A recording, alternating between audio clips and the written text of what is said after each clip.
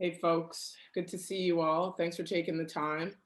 My name is Karen Carter, and I have the privilege of being a co-founder of Black Artist Networks in Dialogue, or as many of you know us as bands. We're lucky enough to own a small gallery in a Victorian house just off of Queen West and Brock, thanks to the corporate support of Scotiabank, who you also know is the title sponsor for the Scotiabank Contact Festival. We've been privileged to be involved in the festival since 2014 and have really great relationship with Darcy and the team that goes back to that first show where we partnered with Nicholas Mativier Gallery to show Gordon Parks. Right now, as we all know, we're still in this odd thing called the lockdown. And we're trying to be safe and responsible. And so we're really happy to see that the team at Contact is able to pull together a festival this year under these weird circumstances. I don't know about you guys, but I have an extra love and appreciation for the creatives that make life feel a little less humdrum and give us some balance in these difficult times. I'm going to begin by acknowledging that we are presently, I think all of us, unless some of you, we've got a couple international people, but this is Turtle Island. So we are on the indigenous lands.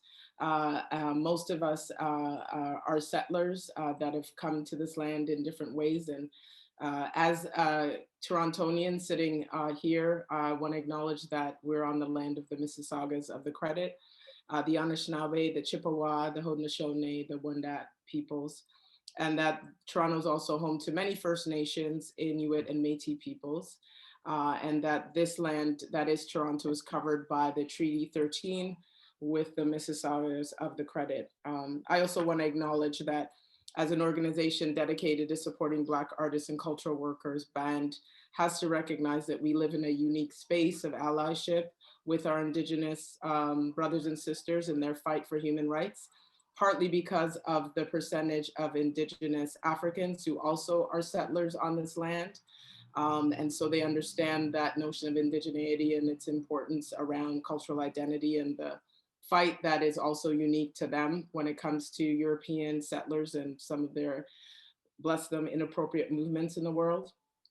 But also as people of African descent who were brought here forcibly to this land through the transatlantic slave trade. So that allyship for human rights is particularly important to us as Indigenous Africans and people of African descent. On that note, I'm going to shift over to our friend and ally, co-conspirator, Mr. Darcy Clean, who is the executive director at the Scotiabank Contact Photography Festival, and let him bring some comments in his role. Hey, Darcy, how you doing? Hello, thank you, Karen. Well, that was a very powerful land acknowledgement. Thank you for that. That was very spectacular. I really wish I was at your house right now at the Bank Gallery. It's just something I really, really miss. It's 2 years in a row. Hopefully that's the end of it all. But good afternoon, everyone, and welcome to what we're calling is the 25th edition of the Scotiabank Contact Photography Festival and one of our core exhibitions here at BAND. I'd like to send my most sincere thanks to Claudia Pensa-Bowen, to Karen, and the entire team for all their hard work in bringing us this very powerful exhibition. I had the lovely opportunity of biking by it the other day, and I was out getting some exercise.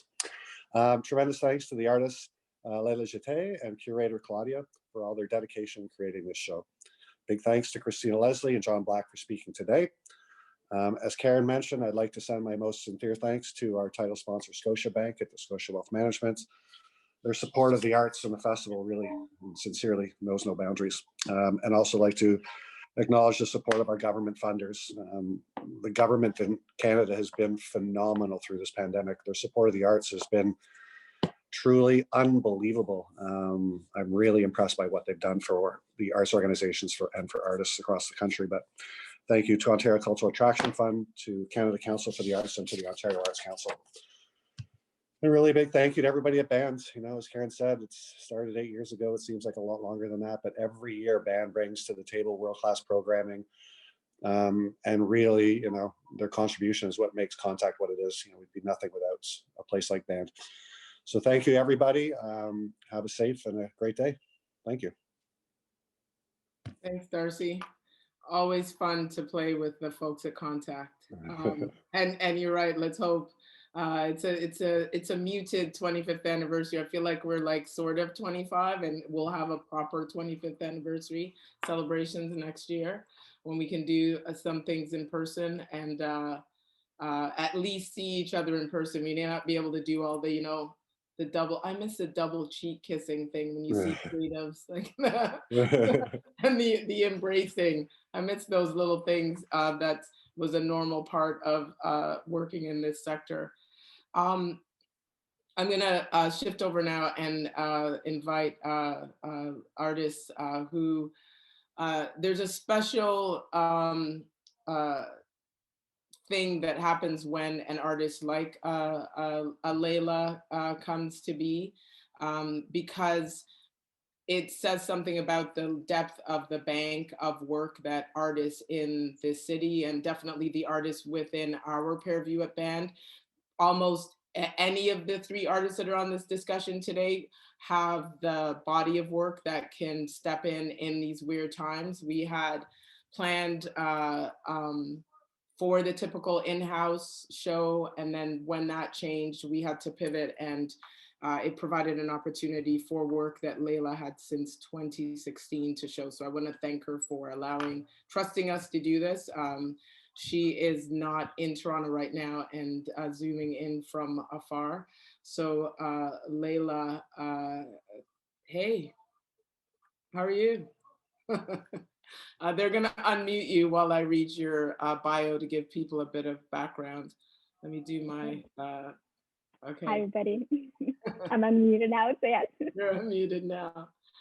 Somali-Canadian visual artist, Leyla Jeyte, approaches her work with gentleness and nostalgia while aiming to create quiet intimacy that deals with representation and inclusivity from a personal place. She holds a master's in science and international development and management from Lund University in Sweden. In 2018, she was selected as a visual arts for a visual arts creations grant with the Ontario Arts Council. She's also completed a residency at the Mclaughlin Art Gallery. I remember driving up to see that work. It was a great show. Those were the days when you could pack a whole bunch of people into a small room. And as many of you know, the Mclaughlin is in Oshawa, Ontario. Leyla's also has an artistic perspective that's been shaped by her identity as a Black African Muslim woman. And she is also influenced by the space she takes up as an immigrant in her found home. Leyla, where do we begin? Let's just get into it, yes. I wanna start before we show. And thank you for that. Okay, before we show the first work, do you want to talk a bit about that notion of you as a Black Muslim woman and that idea of what being an immigrant means? Like, is there anything particular to this work that you would say, even the choice of work that is influenced by the Canadian landscape and also by your work, because I know your work in international development is juxtaposed against how some of the work was itself created. It was kind of, I think you said you were on vacation from the job and took the time to do some traveling. Do you want to give some context for how this work was shot? So I actually ended up, I was in Kenya doing research. I started in Nairobi and then traveled to Mombasa and then went from there to Kisumu. And immediately when I arrived in Kisumu, I was just, I don't know, I was in a way, and like everywhere I looked, I just wanted to capture it. And the more I stayed there to do research, I'm like, okay, I had decided to I wanted to go back. So as soon as I went back and finished off what I needed to do, I took a few days just to go. And by then it was fortunate in the sense of I had made a contact there. So I had somebody waiting for me in that sense. And then Peter, who was graciously driving me around instead of introducing me to the community and just translating for me when I couldn't directly speak to them. So yeah.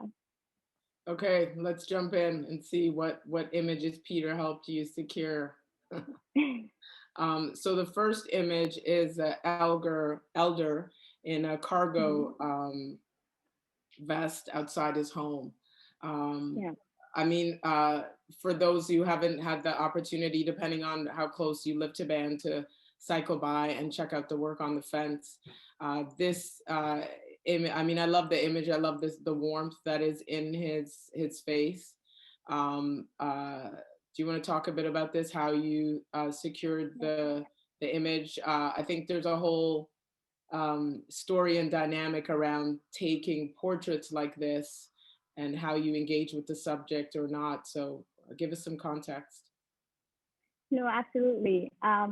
This was taken in the morning, and I was just walking through, and you know, he caught my eye. You can see from he's wearing a kufi, and it's a kameez, which is like a very traditional Islamic wear. So I immediately said Assalamu alaikum to him, which means like, you know, peace, and then like was giving him a hello in that sense, like an Islamic expression.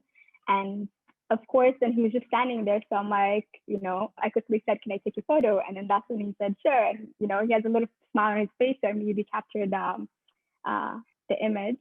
And, you know, as I'm standing in front of his home, like he was literally like just on the side is his door.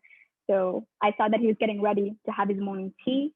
And I had asked him if I can take some shots indoors, like, and having sit there. So, and we'll discuss that image. It's going to come up later as well. But yeah, and I don't know, just the whole experience of being there, honestly, people were super kind and like welcoming in that sense. So it was no different. And this is on the second day of me walking around that I ran into him. Yeah. And I mean, you and I had talked a bit about the idea of you as a woman and a woman photographer and a Muslim woman photographer. So it's interesting, the story you just recounted, he seemed like an elder that wasn't impacted by you as a woman with a camera. It was an automatic kind of ease, it seems. I think it's just the fact that I did greet him in like an Islamic way of greeting somebody. So he was probably happy about that, which I also was happy to see him. Because I hadn't seen, there's a large Muslim community in Kenya. But while like the day before that I was walking around while I was doing my research, like I hadn't run into anybody that I can immediately identify as Muslim. So, you know, just that initial connection, and then, yeah. Good. And the warmth that is showing in the image and showing in his face. Tell me a bit about this next one, which is a woman at the gas station. I love her. She just looks like... She was quite the character, actually. She does. So give us some context for her. So Peter and I had pulled over to the gas station. He actually knew her, so he wanted to fill his gas, his tank. So while I got out of the car, and like, you know, she had a full makeup on. Right now I chose to do black and white, but you know, her lips painted, and like, yeah, she's ready to go. And I don't know, it was just, she had such a larger than life personality, and just the way she moved, and like she was at work, but then, you know, it seemed like she was running everything essentially. And the other portraits that I took of her, it was her showing a lot more personality, but this one is just, it summed up everything for me, right? And like capturing her in that sense, there's a little bit of like I don't know, a little bit of a rebelness in her, and playfulness, and yeah. So she's... I think we were in our pre-discussion, we talked a bit about sitting in on a talk together a couple of years ago, again, reminiscing when you could, you know, pack into a room for discussion. I think it was Julie Crooks, one of the co-founders at BAND and a curator at the AGO, and Sandrine Collard, who were talking about, I believe it was around the gays. The gays, yes. And yes, for me, this, it was like the risk. Yeah, and this image is for me an image that could have been featured in that conversation, because her gaze says everything. It literally, as you said, it sums up her character in the strength with which she's looking at you, but also looking at you with a bit of mischief and play. So Yes. it's funny that you say that there was a bunch of shots, but this one was chosen because you felt it summarized her character, because she looks like Hmm. she's running the world. And it was a very brief interaction that I had with her too. So, and like the fact that she was that playful with me and sort of like posing and like giving me, you know, different shots, and yeah, definitely. Which almost says more about her as a person, just being comfortable in the world she ran, and not about, it's like Yes, she's with anyone else. It's just how she's living and how she's living her life. definitely. And like exactly, she's standing at a gas station, she's outside, and like she was fully dressed up, you know. It also, she takes pride in what she does, right? Yeah. Yeah. And I thought that was beautiful as well. And yeah. Do you want to talk a bit about this next one, which is a woman in the field? And maybe for this one, maybe just because there's motion in this shot, I can almost picture her with the movement of the cutlass, as the Jamaicans would say, the machete, Yes. for others. The way light and shade is used here is just super powerful. Mm-hmm. And the sky even looks like it's in motion for me with this. So maybe talk a bit about the camera you use. What is it? One camera you travel with? Did one camera shoot I all of did it? one camera and one lens the whole time. I have a 5D with 35 millimeter, millimeter, and yeah, for her, she was, and like just to set the context as well, like earlier, a lot of these people, I literally was walking in the community and sort of, you know, stopping as I was seeing like scenes or individuals that I gravitated towards naturally. Mm-hmm. And I saw this woman, she was working in the field, she had her machete in her hand. So I couldn't directly speak to her, so I had asked, and like I already given, you know, Peter to sort of explain to what I was trying to do, and sort of trying to understand the community and just being, and you know, taking the photos in that sense, and like why I was there. And so he gave her, like he was talking to her, and I took it in this specific shot, or like I decided on this final shot because, you know, the machete for her is her livelihood in this, like she's working in the field and she's working for her family. But in the African context, like it means also violence, right? So I didn't want to associate that with it. And that's why sort of like I hid it a little bit behind the shrubs that were there. So not to see it as like a violent tool, but a tool of livelihood in that sense. Yeah. Yeah, I And mean, it was at this time, like it was already getting, the sun was getting higher, and it was about 11 o'clock. So, and that's why like you had stronger shadows hitting her face. Yeah. Yeah, the idea that simple tools are equated with labor and livelihood, and also Mm-hmm. equated with the independentness of labor and livelihood, because as you said, it's like the labor for pay is intrinsic in this image because of her handling of that tool.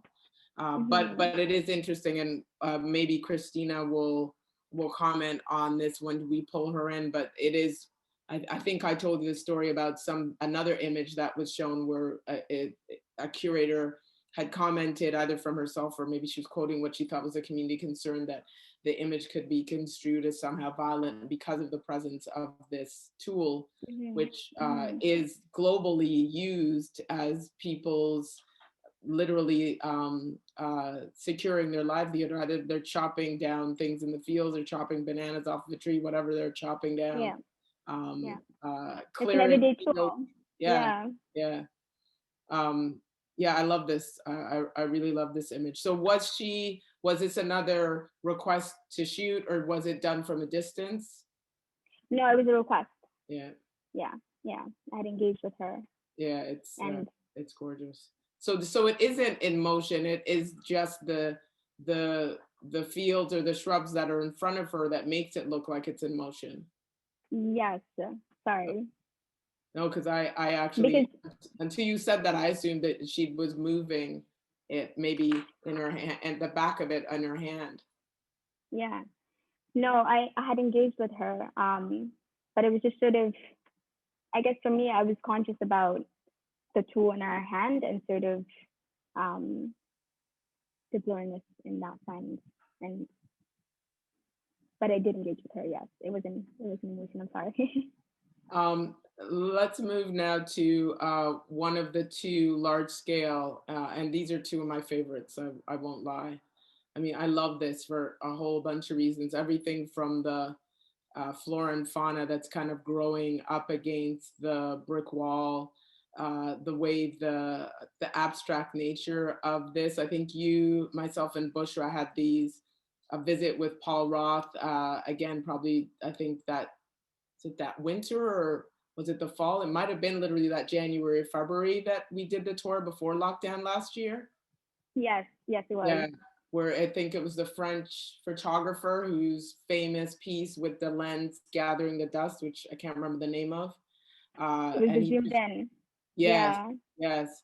So this reminds me of just that idea of photography where you're not documenting people or the story isn't about an individual, but just the thing, which gives a sense of abstraction to an almost painting like to the work. What was your thought here? What were you thinking? Did you stage this? Like, did you put the chairs together? Were they just there? How did this come about? I actually found them that way as I was walking by. And for me, I don't know. And whenever I photograph, especially like in spaces or like shots like this, it's um, I always want sort of like a quietness and like stillness coming through photography. And like for me, this is sort of there's loneliness there, two broken chairs, but then I know during the day when it's like this is sort of like as the sun was setting, during the day they're being used.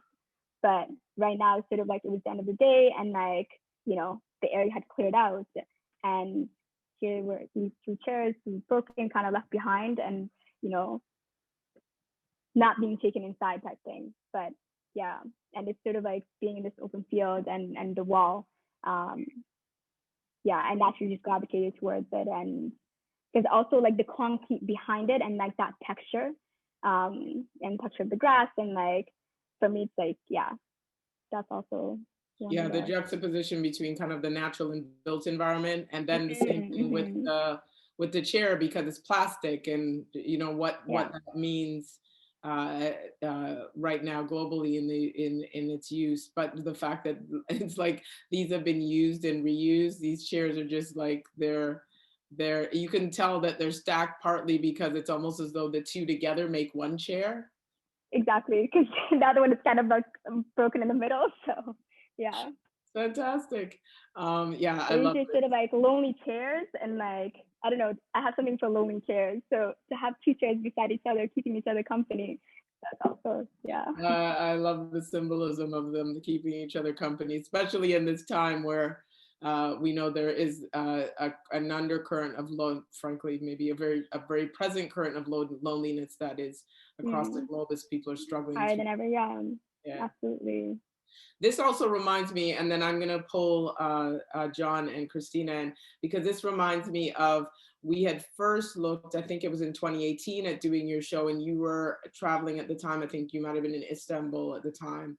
And we were trying to do the show from away. And I remember we were going to call it The Spaces in Between. And it was partly because of work like this. It was work that was shot without people and you were shooting it while you were on the continent, but you were noticing those kind of quiet, still moments, which to some extent highlighted your humanity and your awareness of that quietness and the necessity of it.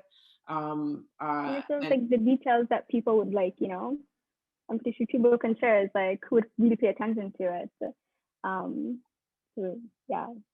And like And the that small makes me details in something that about sense can when reinforce. you were on vacation. It's like you were paying more attention because it was downtime. Although I have a feeling you just pay more attention, period, and that's part of the photographer in you. Yes. I mean, I love this. This right now is sitting, people may have seen social media photos on the side of the house. every time I look at this, I think we've been in this house since 2017. Why have we never put something on the side of the house? It's madness because it's such a great canvas, blank canvas for us to engage with community. So thank you for this, because it's a gorgeous shot. You had alluded to it by referencing the elder, and you're meeting him in the beginning. Do you want to talk a bit about the choice here? Because it wouldn't have seemed to be an immediate choice to not show him, and yet you show so much of him without showing his face. Yeah, because I think that it was important for me to have him in there, and like this is his ritual. It was his morning tea, so it's important for me in that sense, and the fact that I had already engaged with him, and I was invited into his home to take this photo. So I think, yeah, I felt that it was important that he sat and he obliged and was kind enough to trust me and, you know, a little bit play with me as well, and yeah. Do you want to talk a bit about the angle though, because you didn't include his face? So I think, again, because I like details and like textures, and you know, even in his hands, I felt like they were telling a story, right? Even though it's I felt, because I also already took a portrait of him, this is a lot more intimate, I would say, because being indoors, I felt this captured it more strongly than having another portrait, and sort of taking away from the small ritual that he was about to engage. I interrupted. Yeah, I felt, and like Yeah. I took different shots, and sort of like, you know, at some point too, there was a little cat that was in there. But sort of when I was going through the images that I took of him, and just the presence that he had, and how welcoming, and you know, there was peace on his face, and this is another, you know, quiet peace, like solitude in that sense, and not necessarily loneliness, I would say, but more, it feels like a quietness that we search for gratitude, and like a reflection, and you know, yeah, for me, in that sense. And it for me symbolized the somber. My mother's one of those people that gets up ritually with a spiritual ritual to begin the day, and so it reminded me of her kind of ritual of how you start the day. Quiet time alone, people who meditate, there's this sense of a quiet meditation reflection that is happening. And we also know what tea ceremonies mean to different parts of the world, so that heightened here also, for me, to your point, reflected that sense of quiet intimacy, reflection. Yeah, and there's also, when I walked in, and like there was a sense of simplicity as well, in the way he was living, and I found that beautiful. And you know, again, one cup, one thermos, and like, and he had the pitcher to throw in water out, so he just brought it in. But even that, it's sort of, you know, and then like in the bag is probably like a mandezi, which is like a little donut that is made in Kenya. So he was getting ready for that, and yeah, and I thought just him sitting there on his mat, and the simplicity behind it also spoke to me, and wanting to capture that. Yeah, the percentage of the shot you give to the texture also shows your love of texture, because the texture in the rug is the mat that is really substantial here, and the juxtaposition between the tone and the texture of the concrete wall with the texture of the mat, and the tones and the tapestry of the mat, also just it heightens everything else in the shot. Yeah.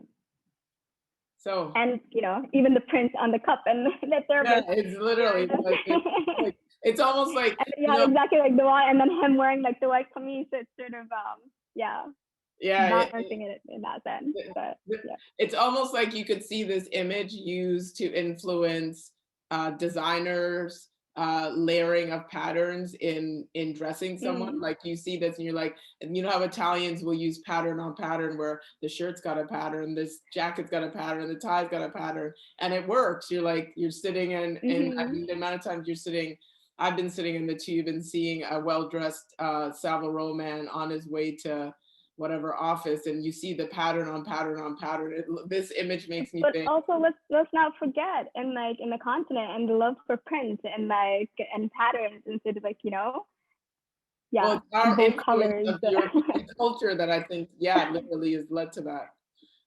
Definitely, and we know the influence of East African culture in Italy in particular, for better or worse. I'm gonna pull these folks in as it's 2:36, and we want to hear from John and Christina.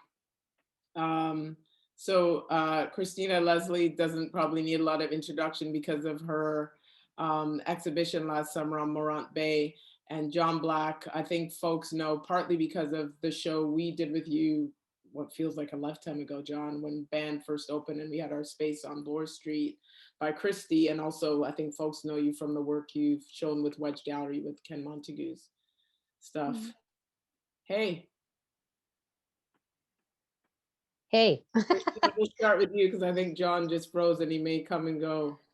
Do you want to begin? I know when we had the pre-conversation, you had a ton of comments, questions. So I have questions for you, but I'm going to let you just start, and we may just kind of vibe a bit. And okay. I'm going to relinquish control and let you guys just, do you. Well, I just think your work is phenomenal. And I have so many questions, that, well, I think the first thing, I noticed a lot about your work, it reminds me of kind of Ralph Ellison's work and The Invisible Man, and this idea of being seen and unseen. And I think you see that the most in the chair, there's presence there, but then this removal of presence. You're playing with a lot of duality. And so I think that's really interesting as just a comment alone I wanted to talk about. But I was wondering how, if you could speak about the title, because even the title, it, suggests this idea of being seen and not seen. You say, if they saw me, and I don't think, Black subjectivity, do we really get seen, and how can we position ourselves to be seen? So I kind of wanted to know just your thoughts about the title and all of what I've been thinking. It's amazing work, by the way. Just again, I'm going to say that again. Thank you. So for the title, usually when I think through titles, it's I tap into literature, but also I felt like this, I had to paraphrase it a little bit. It's by I got it from a book called No One Belongs Here More Than You, and by Miranda July. And I don't know, when I read those words, and sort of I thought about my experience being there, and sort of literally everywhere that I saw, and wanted to document in the community, and just the calmness that I felt being there. And yes, I was engaging because I would be interrupting people as they're living their daily life, right? And to take a moment and just let me take their photos. So in that sense, there would be people that would directly engage with me in that sense, and then others who sort of would allow me, and then but yeah. And so in a sense, it was my own curiosity, because I was very curious while I was there, and sort of let that, I let that lead, and as I engage with people and sort of different scenes, and so I felt, and also so at that time, it's photography is something that I've been doing for a while, but then I never gave myself permission to do it with a lot more intention, right? And prioritize it. And so this, I would say, it was the transition point for me where I wanted to focus more on it and be intentional about it. So even that, it's taking on the role as a photographer and calling myself as a photographer.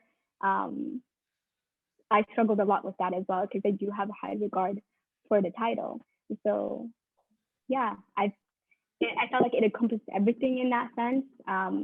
My experience of being there, of being curious about the community accepting me, even though, you know, I was a woman just walking around with a big ass camera and like want to take images of them. So yeah, and I do tap into literature when I choose titles. But yeah. Can I piggyback off of that really quickly? Because Sure. you know, you're speaking about, you know, you're going into the community, and I think, you know, myself being a female photographer, that can be kind of hard. There's kind of this dismissal sometimes for a female perspective, like documenting, and even just the range of documentary photography. We don't always see, like, you know, you have like Diane Arbus, Dorothy Lang, but there's not really any you don't really see that conversation. So I was wondering, like, did you ever feel like this pressure being a female photographer going out and photographing your subjects? Did you feel like kind of sometimes this dismissal?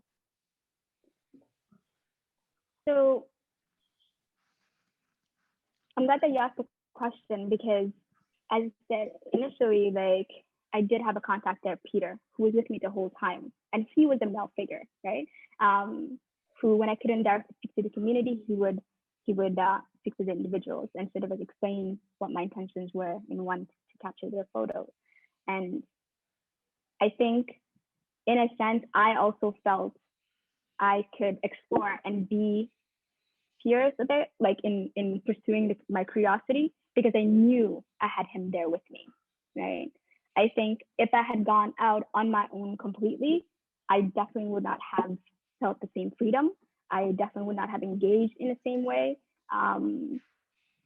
Yeah. So, and this is sort of like conversation that it is happening on the continent as well, and like other female photographers. One of the biggest hindrances is, yeah, like it's not easy to be a female photographer and going out and wanting to the community, or just, you know, you do have to have a male figure there. And I recently attended a webinar by a photographer, Kiana. I'm probably going to butcher her last name, but she's based in Afghanistan. And even though that is a lot more intense of a context, she did say, you know, it is key to have male presence. Same thing with another photographer, and Yagati, she's a Nigerian, and she lived there most of her life. So even for her, going out into the community, like again, it's not an easy thing. You have to have a male presence there to sort of, you know, have your back and make sure that, you know, they're keeping an eye out for you, or like allowing you to do your work essentially and not worry about the context that you're in. But there's a lot of thinking that has to go into it and planning for it. So it's not just going out and walking into it. So I think having him there, and I knew that he knew the community, right? And the community knew him. So that's what gave me, I think, sort of like more of a freedom and like engaging with the individuals as well. Because I knew if he had explained, and like they knew face, some people they didn't know, but they knew he was from there as well. So even that, I think, allowed me to do this work, definitely. John, do you want to talk a bit about your experience given the time you spent traveling in Kenya? Like you said in one of our pre-conversations that you spent time, I think, in one of the slums. I don't know if you want to just say if you felt that there was, if you see this obviousness around the male-female dynamic, or just another comment or question, you may want to go in a different direction. Just want to pull you in. No, that's good. When I went down to Kenya, I went down with about 15 folks, and three to four of them were Somali-Canadian women, and it was their first time back on the continent. They were wearing jeans and hoodies, and men were going absolutely nuts. Somali men were going absolutely nuts, rushing these women, like, "What are you doing? Why are you wearing pants?" Going nuts. And a few of them were photographers. So I can only imagine what it must have been like. Can you hear me well? Yeah. Yes. Yeah, I can only imagine what it must have been like.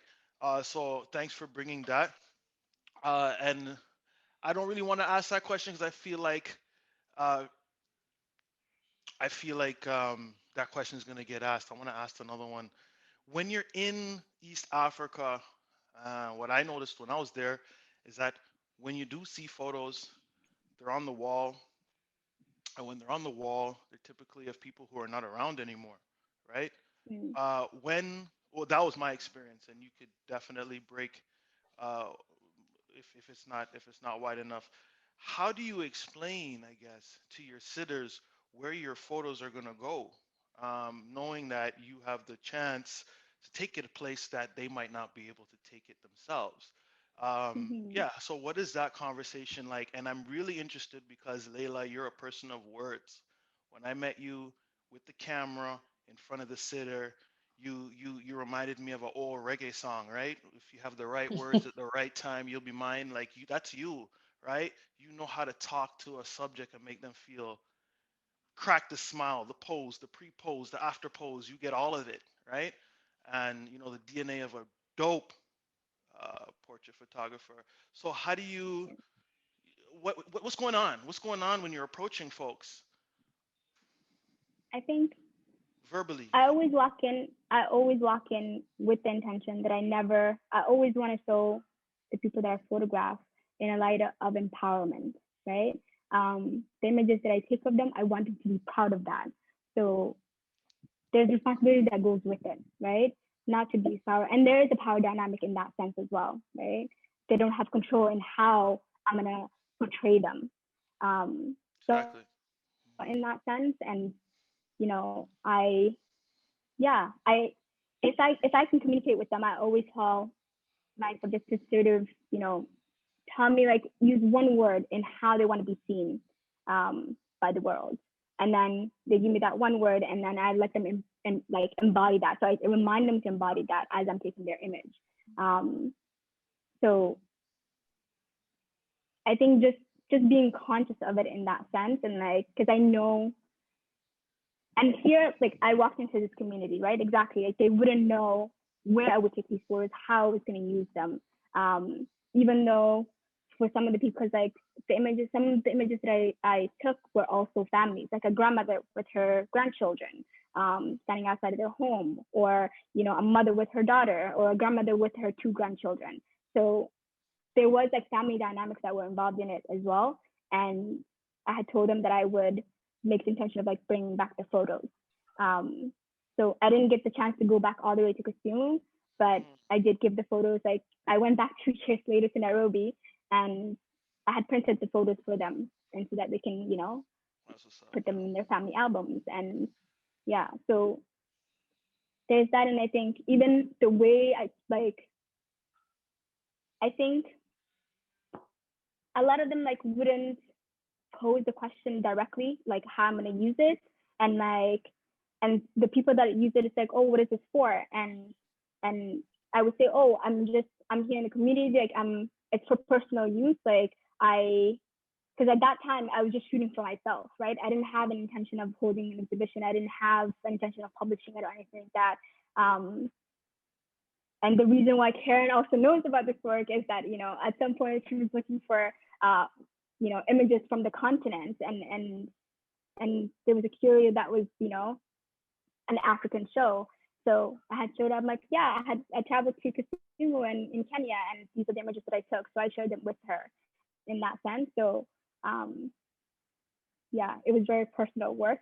But Karen, yeah, I appreciate you, getting me out of my bubble in that sense, and showing it to the world. And but yeah, for me, for this specific one, it was doing it for them, for my own curiosity, but also making sure that I did represent them in, because they're very stereotypical images that are coming out from the continent, right? And it's like conflict and poverty, and, even though those things are happening, but then there's also beauty, and there's a sense of community and sense of family, and, people living their daily lives and making the best of it. So I wanted to capture the strength more than anything as well. And that's what I look for in the people that I photograph. And, there's an image of the woman looking to the side. So it was her laughing and sort of being shy a little bit. But she still chose to pose for me, and I had asked for permission. So people want to be seen, and they want to be recognized in that sense. So I let them know that I do find them beautiful, and you know, there's something about them that I'm gravitating towards, and I would like to capture it. And most often people say yes. So, but I think it's more than anything, it's my responsibility and how I want to. I'm going to jump in just so I restate the chat. Claudia's already posted that if you have questions, please feel free to put them in the chat and we'll pull them, or if you want to just write a comment and we'll read some. We've got 10 minutes to 3 o'clock. We'll probably let ourselves go just shortly over 3, and so we'll keep talking or I'll give one more question and then I'll let Shay or Claudia tell me if we need to switch gears if a question or comment comes up. And I apologize, normally we start by saying, please post your questions or comments, and I didn't say that. So if you have a burning comment or question, feel free to put it through in the chat. I also didn't acknowledge that this exhibition is curated by Claudia, who wrote a really great curatorial statement which connects us, the work here, to that idea of quiet moments and just taking stock. This notion of seen and unseen, which comes from Leyla's artistic statement, is also highlighted. And the exhibition is online as well as in a public art installation, both on the building and on site at Band on the Fence. So we are hopeful that this lockdown that was extended into June will then go away and we will start to get gradually back out in the world in June and get a summer in June, most of June, July, and August. And so this work will be up throughout the summer, and we look forward to you booking appointments to come and walk through to see the work that's on site, or just taking the time to come through. It's nice when we know you're coming so we can engage in conversations and give you some background. There are also prints that are for sale. Always want to get the artist paid. That's what we do at Band. So please inquire if you're interested in the sale of work and owning some of this beautiful work. It is limited edition. I believe it's a limited edition, 1 of 5 that will be sold for, I think, 2 of the prints. So it's not all of the work. So you can email us to get information about that. Do I got something to read? Oh yes, it is recorded and will be available to rewatch. If you jumped in late because we saw some people came in later, or if you just want to share it with others, it'll be on the Band YouTube channel. So here's a question I wanted to ask, and I think this came up in our pre-discussion, which for me is somewhat, I feel like we're dancing around it, which is the idea that a lot of us know African photographers, Malik Sibade and others, who are world-renowned because of the nature of how studio photography was what made a lot of those elders that are African photography giants known to the world. And I think, Leyla, you and I sat in on that talk again with at Rick, where we found out about the woman who also had, opened shop and had a studio.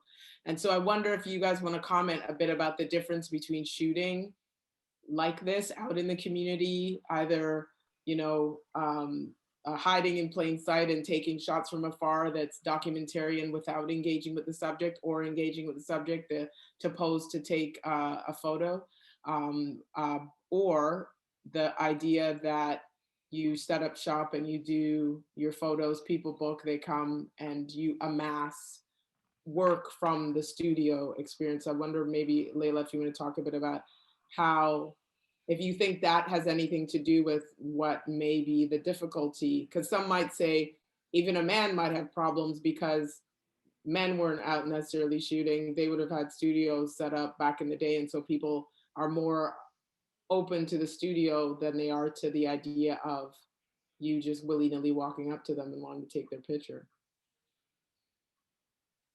I agree, because I guess it's like the idea of accessibility as well, right? And like accessibility in the sense of having access to a camera.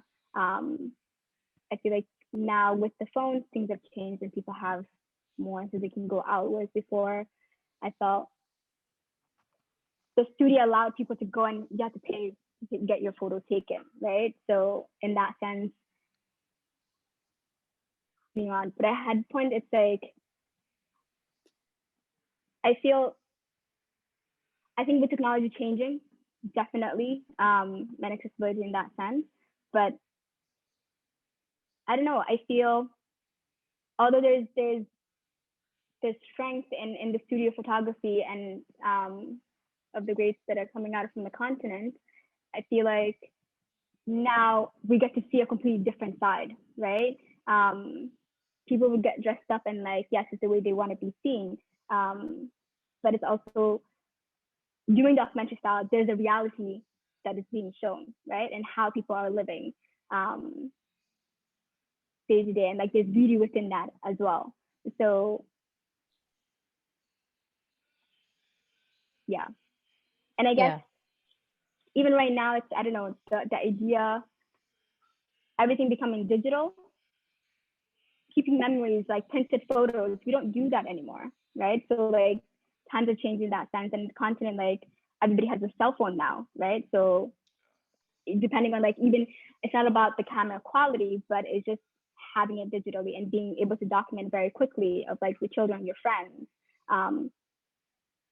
in the hand of your like, you know, handheld, rather than like having to go and like, you know, invest money in like the clothes that you're going to wear, and then invest money in paying for, you know, the photographer and then the prints themselves. So yeah, I think the cost issue is yeah, contributing more to it as well in that shift and the changing times and everything becoming more digital. But Chris and John, please.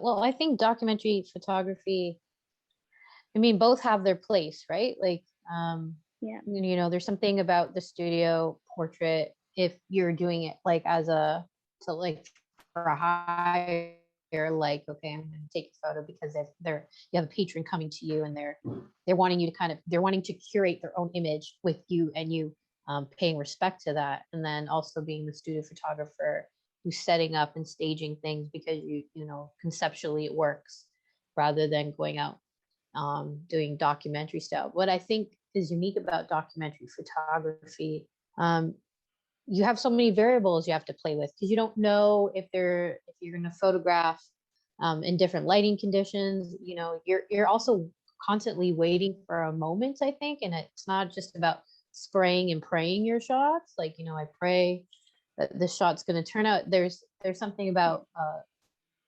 understanding how the camera works as well, that I think is a lot different than somebody even just using their cell phone to take photos, which I think is still something. You could take great photos with your cell phone, but, you know, having to go, like you said, you're going into this community, you went with a purpose, even though it turned into purpose, because you said initially that wasn't the driving force. But like, even just for me and my work with Morant Bay, I never went with the intention like, oh, I'm going to photograph all of Morant Bay, Jamaica, and make this big project. It came with, well, I'm going to bring my camera. And the more I was immersed with the communities and these individuals, and I built this rapport, naturally it became this project. So I think with documentary photography, it can live past the curation of a studio, but again, both have their place. And I think there's something unique about you asking permission, because then you're not exploiting this community. And I think sometimes documentary photography can appropriate cultures, and it can appropriate this experience of what you think you should show. But there's a bit of collaboration in your work, I'm seeing too. Like, you're working with the person the same way you might work in the studio, but it's more natural and it's not confined. That was very long-winded, but I feel like there's so much to say about this documentary photography and then what you're doing and how it all relates together in the historic landscape of photography. And how it shifted from being more studio, at least from the continent. And I think this idea of documentary photography, I mean, I think it needs to have a separate name. Sorry, John, we can't hear properly. Okay, hold on. There we go. Yeah. All right. I feel like the documentary photography has to have a separate name, right? Because as a black man with a camera walking through neighborhoods that people look like me, and I'm taking my photos, It's not like I'm behind taking shots and and I can't be a stranger, right? If I walk through, I have to announce myself. I have to make myself a part of the shot. I can't help it. Even though I'm not in the photo, uh, I have to make the rapport for the photo to happen. It's not going to happen. I can't just walk around Jane Finch and snap people without talking. That's going to be a problem, right? So I feel like when you're a documentary photographer, there's a culture with it. There's a touch the road culture with it. You're leaving your house to go and take the photos. You're making sure that you're ready to speak to people, talk to people, explain yourself. It's almost like if you don't have a 30-second quick blurb about who you are, you're not going to get the photo that you want. And you just got to keep it moving. You have your pack on. You got to make sure that you have your plastic bags in your bag to make sure that if it rains, you can protect yourself. There's a whole culture in that you're not going to get from studio photography. I feel like it's a you're out there. You really are. And you're out there with thousands of dollars of equipment, and you might not come back with all of the equipment. You know. And so I feel because all of those things are intertwined, it forces you to be a part of what's going on, and it shows in your photos, as opposed to something that you're coming into a safe studio, lock the door, there's refreshments, there's something you could drink. You know what I mean? The Wi-Fi password is 05992. Like, it's not the same thing, right? You're out there, and you're ready for what comes. I So think that exactly like you said, like inserting yourself, and it is important. And like, yes, I was engaging with individuals like you would instead of like in a studio. But I thought that was important because I didn't want to be the type of photographer that walked in and was just sort of like quietly takes pictures without people noticing me, and being a fly on the wall. I felt being in this community, it was important that I engaged with them and they were aware that I was taking the photo.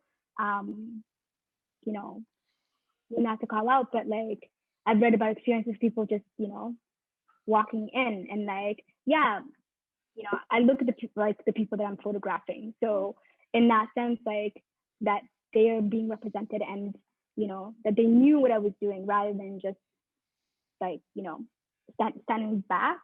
I felt that would do a disservice, and that would be I didn't want to do that. I wanted to make sure that they were aware that I was taking their photos, that I wasn't exploiting them in any way, that they had agency to say no. So that was very important to me every time I took images of individuals. I was conscious of not being exploitative in that sense, and just walking on and sort of, and I wasn't using a zoom lens either. So, I don't know, that's somehow, a predator. no, That's a predator no, lens, absolutely not. So it was important for me to engage with them. Yes. So But then in engaging with them, it's sort of, I wasn't disturbing them either. I wasn't directing them either, right? So like you were both saying, like there's a lot of elements that are going into it, lighting and like, and so I was very conscious of that and navigating around it, while allowing them just to exist in the moment that they were in. So whereas in studio, you can adjust and like, change positions and like, it's a lot different. So I didn't direct them. I would find them in how they were and shoot them that way. So, but it engaging them, that they were very aware that I was taking their photos. That was important to me. Yeah. Leyla Jeyte. Thank you. Christina, Leslie, John Blak, the team at Scotiabank Contact Photography Festival for always being great friends and colleagues in the art sector to collaborate and play with. Shay Warden for her volunteer help. Claudia, who keeps us organized, and all of you who took the time today to spend time with us to hear from these brilliant artists who, they give me hope for the next generation of photography leaders that are in the Canadian and international landscape. The first time I traveled to the city of Kisumu in Western Kenya was to conduct research work. I remember the ride from the airport to the hotel. I felt transfixed by everything I was seeing. and I remember the very strong and real desire to want to connect with it all. It had been a while since I felt this way, so before I had even finished my research, I had decided to go back with a camera for the sole purpose of documenting what I saw and felt. I stayed for a few days, walking and riding about in a pickup truck with my contact, who was also my translator, just observing and documenting. I couldn't get enough of the scenes, the details, and most of all, the camaraderie I saw shared by the people.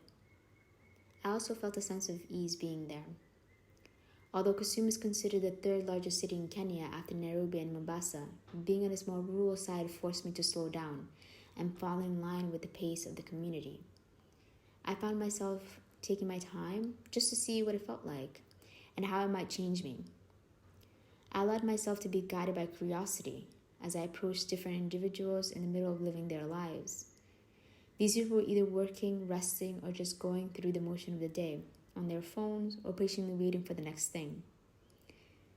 Their yes to pause for a photograph meant more than I could understand at the time. But now I recognize how profound it was because it meant for a brief moment I was given permission to witness them as they were and observe the more subtle, quiet dimensions of our humanity without hurry. If They Saw Me, I Would Live is about the places that capture our imagination and that inspire. It's also about making a bid for connection, in my case, with strangers, and having a return with kindness. And thank you everyone for taking the time to engage in this conversation with us. It's always enlightening. It's always wonderful to hear. I miss these moments happening in person, but I'm grateful. Yeah, I'm so grateful that we get to have them electronically through Zoom.